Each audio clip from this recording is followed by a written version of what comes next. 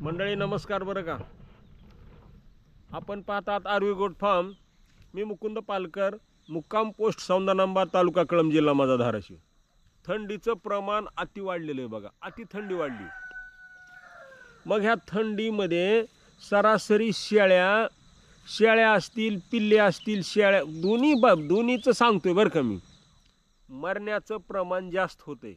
ह्याच्यामध्ये 100% शेळ्या असतील, पिल्ले असतील, मरतातच. मग कुठल्या मरतात, कशानं मरतात, काय होतं, ह्याला कशी काळजी घ्यायची, ह्याचं थोडं तुम्हाला बंधूंनो मुद्देसूद आढावा सांगतो. सगळा सांगतो आढावा. फक्त व्हिडिओ स्किप न करता शेवटपर्यंत बघा.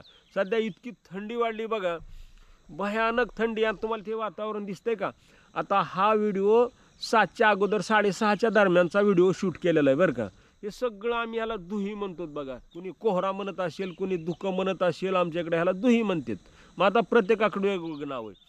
अति थंडी, अति थंडीनं आमच्या इकडला परिसर तर एकदम थंडीचा परिसर आहे. मग ह्याच्यामध्ये आपल्या शेळ्यांना वाचवायचं कसं, सोप्या आयडिया आहेत बरं का. फक्त आपण काय करतो, झाल्यानंतर त्याच्या मागं कुटाणा लागतो किंवा याला काय झालं, कशामुळे झालं, पुन्हा हे कर ते कर. आणि दुसरी गोष्ट, ज्याला आपण त्याला पाया म्हणतो का नाही, हा पाया पक्का बांधत नाहीत, म्हणून आपण बऱ्याच गोष्टी चुकतो.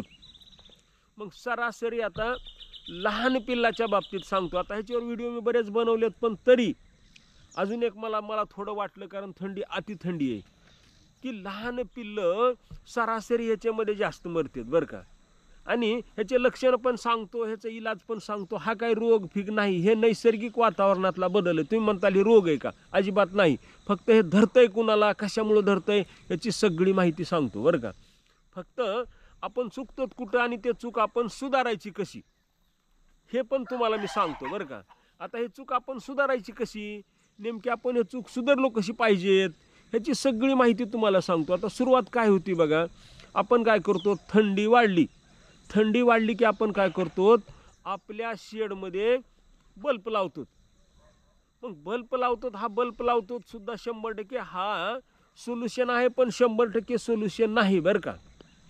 100% सोल्युशन नाही. बल्ब लावला, एक हॅलोजन बल्ब लावले, 2-4 अति गरम वातावरण केलं, हे ह्याच्यावरलं मूळ सोल्युशन अजिबात नाही. हे टेम्पररी सोल्युशन आहे बरं का.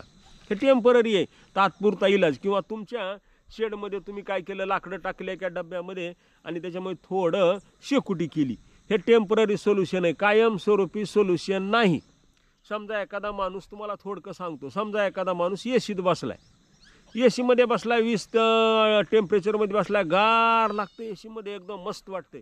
पण तो जर एसीतला माणूस एकदम जर बाहेर आला तर त्याला त्याच्यापेक्षा दुप्पट ऊन लागतंय बरं का, दुप्पट. हे तुम्ही आजमावून बघा, तुम्ही थोडा अनुभव घेऊन बघा. पुन्हा म्हणताल की काय सांगते. जेवढं तुम्ही शरीराला हाती त्याच्या भेद देताल का नाही, तेवढं ते जास्त टेम्परेचर पुन्हा घेते. तर बाहेरल्या टेम्परेचरशी आपण झगडायचं नाही. बाहेरलं टेम्परेचर किती असू द्या, ह्याचं मूळ सांगतो तुम्हाला. मूळ आपल्या शरीरातलंच तापमान त्याला सूट कसं होईल असं बनवायचं. आपलं शरीर त्याला कॅपेबल कसं होईल, आपलं शरीर त्याला सूट कसं होईल, ह्या पद्धतीत बनवायचं. आणि ह्याला काय करायचं आहे, शेळीला योग्य असणारा खुराक द्यायचा आहे, काही औषधं द्यायची, काही ट्रिक द्यायच्यात, योग्य द्यायचे. शेळीला सरासरी स्ट्रॉंग बनवायचे का. जम्मू काश्मीरमध्ये सुद्धा शेळ्या आहेत बघा, त्या तितक्या थंडीमध्ये का जगत असतील, त्यांना त्याच्यामधून शरीरामधूनच त्यांना असं सूट बनवलेलं असतंय की ती 100% त्याला ते सूट करतात. मग ह्याला करायचं कसं, ह्याचे लक्षणं काय. सुरुवात सांगतो, ज्या शेळ्यांना जंत झालेत, ज्या पिल्लांना जंत झालेत, त्यालाही थंडी जास्त लवकर धरती बघा, 100% धरती, जे जंत झालेत. कारण कधीही शेळ्यांचं नॉर्मल तापमान 102.5, पण हिवाळ्यामध्ये 101.5 बी चालतंय, 101 बी चालतंय. पण त्याच्या खाली जर आलं, समजायचं आपल्या शेळीला अति थंडी लागायली. मग शेळी काय करते बघा, 2 पाय असे 4 पाय जवळ घेऊन अशी काकडून उभा राहते, एकदम काकडून. रवंत करत असताना एकदम कमी प्रमाणामध्ये तिची स्पीड असणारी, कमी रवंत राहणार. हिचे लक्षण आहेत बरं का. एकदम कमी रवंत करल, पुन्हा थंडी गेली की अजून खायला सुरुवात करल. तुम्ही काय म्हणाल, शेळी तर रोज खाती आणि हिला काय रोग आलाय. पण तिचं कालांतरानं हळूहळू ऱ्हास व्हायला असते बरं का. ते 4, 5, 6, 8 दिवस थांबल आणि शेळी तुमची टपकून जाईल. कारण तिचं हळूहळू टेम्परेचर कमी होत राहतंय. जास्त झालं की डॉक्टरला सांगताय, डॉक्टर काय करते 4-5 इंजेक्शन एकदा ठोकते, 1000 रुपये काढते, निघून जाते. आणि ते सांगते वाचली तर वाचल, नाहीतर काही खरं नाही. पण हे करायचंच नाही. मग हे आकडल्यानंतर ते काय होतंय, हळूहळू टेम्परेचर कमी होत होत होत ते शेळी त्या ठिकाणी तुमची टपकली जाते. पिल्लाच्या बाबतीत बी तेच होतं. पण पिल्लाच्या बाबतीत अजून एक त्याच्यामध्ये तक्रार होती बरं का. पिल्लाला संडास लागते, ती बी हिरवी एकदम पाण्यासारखी. आपण काय करतो, त्या सगळे इलाज करतो त्या पूर्ण असणाऱ्या संडासवरले. सगळ्यात मोठा चूक आहे ह्याच्यामधली मी सांगायला तुम्हाला. ह्याच्यामुळे मी तुम्हाला सांगतोय की कधीही आपलं टेम्परेचर आपण तपासायचं बरं का. कधीही आपलं टेम्परेचर आपण तपासण्यामध्ये आपलं असावं की टेम्परेचर किती बाबा नेमकं. टेम्परेचर तुम्हाला सगळं सांगून जाते. मग ते पिल्लू काय करते, आती हागतंय. इतकं हागतंय की ते पाणी का त्यानं चारा खाल्ल्याला काहीच कळत नाही. मग तुम्ही काय सांगताय की माझ्या पिल्लाला संडास लागली, एवढंच कारण सांगताय. त्याचे महिन्याचं सांगत नाहीत, कशामुळे लागली सांगत नाहीत, काही नाही, बाराभानगडी काही नाही. मग आपण त्याच्यावर इलाज करतो. 4-5 दिवस जातात, ती अरवाळी जाते. मग ह्याला करायचं काय, पहिलं काम करायचं, आपल्या शेडला चौकून जेणेकरून गार हवामध्ये येणार नाही ही व्यवस्था करायची. तर माझ्या शेडला तर वरूनचा पॉलिथिन आहे, मध्ये थोडं साड्या लावल्यात, अशा प्रकारे जेणेकरून मी गार हवामध्ये डायरेक्ट येणार नाही अशा प्रकारची व्यवस्था केली बरं का. हे पहिलं काम करायचे. त्याच्यामध्ये कुठंतरी शेजारी कुठलं तरी कडाला काळजीपूर्वक थोडी शेकुटी बनवायची एका डब्यामध्ये. नाही तर कधी शेळ्या त्याच्यात बी पाय देतात. ते तुम्ही जर शेडमध्ये असाल ते बी करायचे. बल्ब पण लावायचे, पण इतके लावायचे नाहीत की अति गरमी लागेल त्या शेळ्यांना. उगं नॉर्मलमध्ये जेणेकरून थोडंफार त्याच्यामध्ये ॲडजस्टेबल व्हावं अशा प्रकारचे हॅलोजन बल्ब लावायचे. पण मूळ मुद्दा सांगतो, ह्या शेळ्यांना स्ट्रॉंग कसं बनवायचे. तुम्हाला वाटलंय तुमच्या शेळ्या अशक्त आहेत, सरासरी बघा जी शेळीची डिलिव्हरी झाली का, ज्या शेळ्यांचं कॅल्शियम कमी झालंय, ज्या शेळ्यांचा फॉस्फरस कमी झालाय, जी शेळी डिलिव्हरी झाली आणि अशक्त झाली, ह्या शेळ्यांनाही 100% अगोदर पकडते.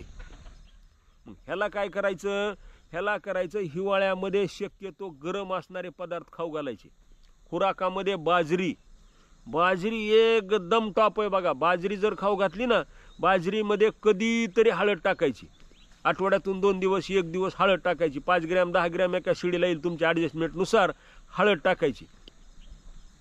हळद टाकू वाटली तर हे खुराकातलं सांगायलो मी.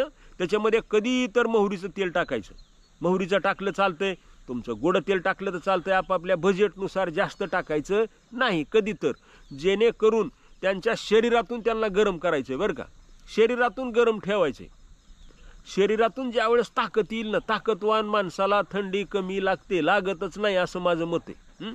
ताकदवान माणसाला, जे अशक्त माणूस आहे ते लवकर टपकते. मग हे पहिलं करायचे.